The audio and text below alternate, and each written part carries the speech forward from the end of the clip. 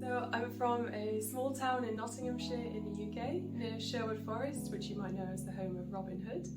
And I was always really interested in biology, so I decided to study biology at university. During my undergraduate years, I was really lucky to do an internship at the University of Arizona in Phoenix in the US. And there I had my first taste of research, where I was studying immune cells in the brain in response to concussive injury. And this really sparked my interest in research. And so during my PhD and my postdoc years, I went on to really delve into how genetics shapes the immune system and the functions of immune cells. And this brought me to the Computational Neurobiology Lab here at the VIB, where I'm understanding how genetics shapes immune cell function in the brain in Alzheimer's disease. So my research project is to do with understanding a certain type of immune cell in the brain known as microglia. These microglia are really critical for the development and progression of Alzheimer's disease. And within these microglia, there are genes that are being produced in different flavors known as isoforms. And these isoforms produce proteins with very distinct and unique functions. And in Alzheimer's disease, we know that these microglia are making isoforms in different ways.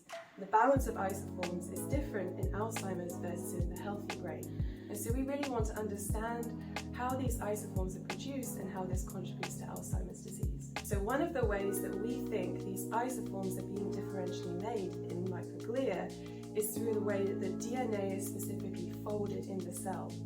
We know that DNA folding is really important for gene regulation, and we think that it's really critical in producing these different isoforms.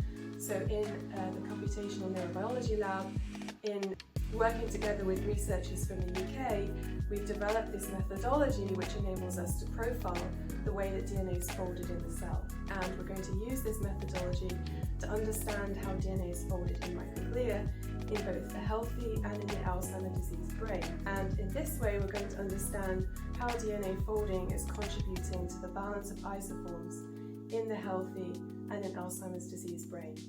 The most important goal of this project will be to identify regulatory changes in the DNA in microglia that are occurring early on in disease. Because if we can identify these early changes leading to different isoform choice, then we have the possibility to provide an early intervention in disease therapeutics. And I want to take this opportunity to really thank the sponsors of the SAO and the patients and their families for making this research possible.